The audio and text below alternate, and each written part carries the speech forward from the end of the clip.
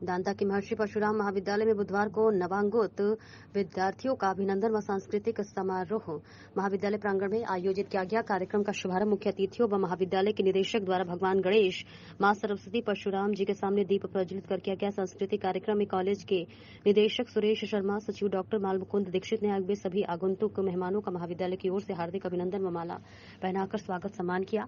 अच्छा देश बनाने में, आप एक अच्छा समाज बनाने में ज्यादा से ज्यादा योगदान दे सके, वो समय ये चल रहा। आपने देखा होगा सड़क के किनारे एक पत्थर पड़ा रहता है, लोग उसको ठोकर मार कर जाते हैं और जब उसको तराश करके एक सुंदर मूर्ति बना दी जाती है, लोग उसके सामने हाथ जोड़ते हैं, उसकी कीमत बढ़ जाती है। ये वो समय है जब आपको तराशा जा रहा है। कॉलेज लाइफ बहुत इंपॉर्टेंट है।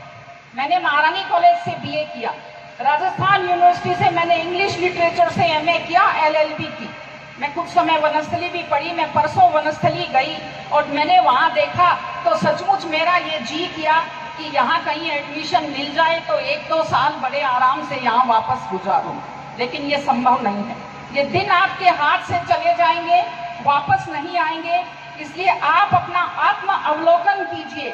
क्या आप इस समय का सदुपयोग कर रहे हैं? क्या आप एक अच्छा नागरिक बनने को तैयार हैं? हर व्यक्ति एक व्यक्ति हो जाता है जैसे ही वो जन्म लेता है, लेकिन एक अंतर होता है अच्छे का और बुरे का। आप परिवार में हैं, बेटे तो आप हैं, बेटियां हैं, लेकिन क्या आप अपने माता पिता के अच्छे बेटे बेटी हैं? क्या आप उनको कभी दुख पहुंचाते हैं या नहीं पहुंचाते? आप अनुशासन में रहते या नहीं रहते? आप उनके साथ कभी झूठ बोलते हैं या हमेशा सच बोलते हैं? अपना आत्मावलोकन कीजिए कि क्या हम एक अच्छे बेटे बेटी हैं? क्या हम एक अच्छे स्टूडेंट हैं? आगे आप जो भी बनेंगे, बहुत से स्टूडेंट्स कुछ ना कुछ बनेंगे। बड़ा अंतर होता है एक डॉक्टर में और एक अच्छे डॉक्टर में। एक अच्छा डॉक्टर एक जन्मे हुए बच्चे की जान बचाने के लिए 10 घंटे मेहनत करता है और एक बुरा डॉक्टर कन्या भ्रूण हत्या का काम भी करता है। युवाओं के लिए आपको याद रखना पड़ेगा कि आप अपने परिवार के लिए महत्वपूर्ण हैं, आप इस समाज के लिए महत्वपूर्ण हैं और आप इस देश के लिए महत्वपूर्ण हैं, क्योंकि आप आने वाला कल हो इस देश युवाओं में कि 10वीं पास करने के बाद जब बच्चे को सबसे ज्यादा महत्वपूर्ण समय होता है कि उसको किस क्षेत्र में जाना, क्या सब्जेक्ट लेना, क्या फैकल्टी लेनी, उसमें वो ज्यादातर नकल कि यार मेरे साथ वाले ने कॉमर्स ले ली, मैं भी कॉमर्स ले लेता हूँ, मेरी सहेली ने आर्ट्स ले ली, मैं भी आर्ट्स ले लेती हूँ, वो साइंस ले रहा है, मैं साइंस नहीं। ये माँ बाप के लिए भी बहुत महत्वपूर्ण है। अगर 10वीं के बाद आपने सही दिशा निर्धारित कर ली, इसके लिए जरूरी है स्कूल के टीचर्स, उनके माँ बाप बच्चे को वो बनाने की कोशिश करें जिसकी क्षमता उनमें सर्वोत्तम है।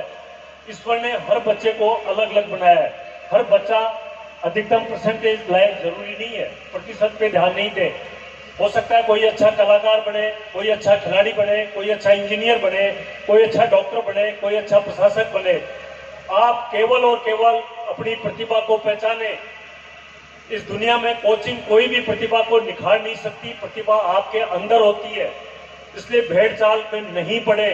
नहीं, आज आपको बहुत बड़े स्कोप है, नृत्य में, गायन में, शिक्षा में, बहुत सारे क्षेत्र खुले हैं। कंपटीशन बढ़ा है तो अवसर भी बहुत बड़े हैं। मैं आपकी जानकारी के लिए बता दूं कि मुझे डायरेक्ट पाला पड़ा, इस राजस्थान में 66 लाख शिक्षित बेरोजगार हैं। शिक्षित बेरोजगार उसको कहा जाता है जो 10वीं पास कर ले और नौकरी के लिए प्रयास करता है। अच्छा, कोई भी सरकार, वर्तमान सरकार ने अधिकतम नौकरी दी, लेकिन कोई भी सरकार 5 साल में 2 लाख से ज्यादा सरकारी नौकरी नहीं दे सकती। तो 64 लाख कितनी भी मेहनत कर ले, बेरोजगारी रहेंगे, कोई हो ही नहीं सकता कुछ भी। तो मेरा आप लोगों को यही बताना है कि अंधाधुंध तरीके से सरकारी नौकरियों के पीछे नहीं भगे, क्योंकि उससे निराशा का सामना करना पड़ेगा। इसलिए पहले ही आप चाहे ITI हो, चाहे स्किल्ड हो, चाहे कोई भी क्षेत्र हो, वो चुने, चाहे प्राइवेट क्षेत्र हो, चाहे अपना खुद का धंधा हो, चाहे बिजनेस हो, चाहे एग्रीकल्चर हो, चाहे कोई भी हो। वो खुद अपनी क्षमता को पहचानते हुए चुने। आज स्थिति यह हो गई है, साउथ इंडिया है, उसमें लोग सरकारी नौकरियों के पीछे बच्चे नहीं जाते, इसलिए वो सबसे ज्यादा सुखी है। प्राइवेट क्षेत्र में जाते हैं, एंटरप्रेन्योरशिप में जाते हैं। और हमारे नॉर्थ इंडिया में बिहार, यूपी, मध्य प्रदेश, राजस्थान, हरियाणा, इनमें अंधाधुंध तरीके से सरकारी नौकरियों के पीछे पड़ते हैं, तो विकास की दौड़ में हम पीछे रह गए। इसलिए मेरा आप लोग सब लोगों से यही अनुरोध है कि कृपया आप अपने बच्चों का, खुद का सही क्षमताओं को पहचानें, सही दिशा में चलें और जो क्षेत्र करें जहां पे आपकी क्षमता का सर्वोत्तम उपयोग हो सके वो ही चुनें।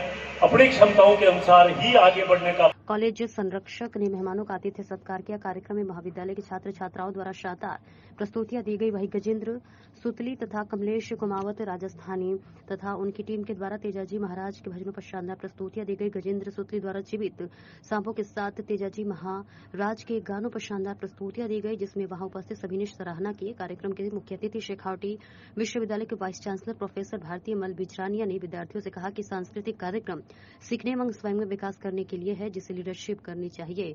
इसी के साथ महाविद्यालय के निदेशक सुरेश शर्मा ने बताया कि कार्यक्रम में नवागत छात्र छात्राओं का स्वागत किया गया।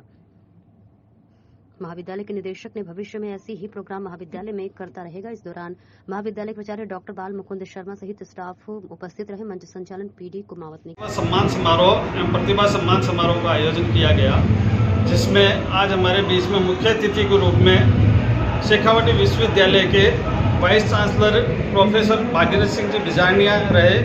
साथ ही मुख्य अतिथि के रूप में हमारे बीच में कर्मचारी चयन बोर्ड के पूर्व अध्यक्ष हरिप्रसाद जी शर्मा, पूर्व आईजी, साथ ही इंदिरा जी गठाड़ा, पूर्व जिलाध्यक्ष, युवा मोर्चा के पूर्व जिलाध्यक्ष कमल जी सिखवाड़, साथ ही स्वायत्त शासन मंत्री के सलाहकार माननीय महेश जी तिवारी हमारे बीच में रहे। साथ ही महाविद्यालय में अनेक सांस्कृतिक प्रोग्रामों का आयोजन किया गया। इस प्रोग्रामों के दौरान महाविद्यालय के 35 छात्र छात्राएं जो नेशनल और अंतर्राष्ट्रीय स्तर पर खेल चुके हैं, उनका सम्मान किया गया। महाविद्यालय में एक से एक बढ़कर सांस्कृतिक प्रस्तुतियां दी गई, जिसमें सभी लोगों ने, आए हुए लोगों ने काफ़ी सराहना की और बहुत ही शानदार और उत्साहित प्रोग्राम रहा। भविष्य में भी ऐसे ही प्रोग्राम लगातार महाविद्यालय करता रहेगा। धन्यवाद। जय। वो उसकी पूंजी होती है और सबसे बड़ा किसी भी देश का जो रिसोर्स होता है वो होता है उसकी जनसंख्या। अभी इंडिया जो है वो एक यंग कंट्री है। हमारी 65% आबादी 35 साल से नीचे की है। तो हमारे लिए बहुत ज़रूरी है कि जो हमारी युवा पीढ़ी है वो एजुकेटेड हो, वो डिसिप्लिन हो, वो संस्कारित हो और वो स्किल डेवलपमेंट में विश्वास करे, ताकि आने वाले समय में ये देश मजबूत बन सके, ये देश सरवाइव कर सके। नाम बता दीजिए मैडम आपका। एक्सीडेंट का अगर जिनके वीडियो के बारे में आप कह रहे हैं, आपने उस वाक्य में भी सुना होगा कि एक बच्चे को पालना कितना मुश्किल होता है। बहुत मुश्किल से बच्चे पलते हैं। एक फोन कॉल आती है कि आपके बेटे या बेटी का एक्सीडेंट हो गया है और वो बच नहीं पाया है। ये एक सेकंड माँ बाप की जिंदगी बर्बाद कर देता है। हमारे यहाँ विश्व के सबसे ज्यादा एक्सीडेंट होते हैं और सब लापरवाही के कारण। इसलिए मैं चाहती हूँ कि जिंदगी ईश्वर का बहुत खूबसूरत तोहफा है, तो युवा पीढ़ी को भी सीरियसली लेना चाहिए, ड्राइवर्स को भी सीरियसली लेना चाहिए, प्रशासन को भी सीरियसली लेना चाहिए। हम सबको अखबार की एक खबर समझकर हम उसको छोड़ देते हैं। एक व्यक्ति एक जीता जागता इंसान होता है, चोट लगते ही वो पेशेंट हो जाता है, मरते ही वो बॉडी हो जाता है, वो वकील के लिए एक क्लेम हो जाता है, कोर्ट के लिए वो एक फाइल हो जाता है। लेकिन माता पिता के कलेजे में जो खड्डा डलता है उसकी पूर्ति कभी नहीं होती। ये चीज हमें समझनी चाहिए।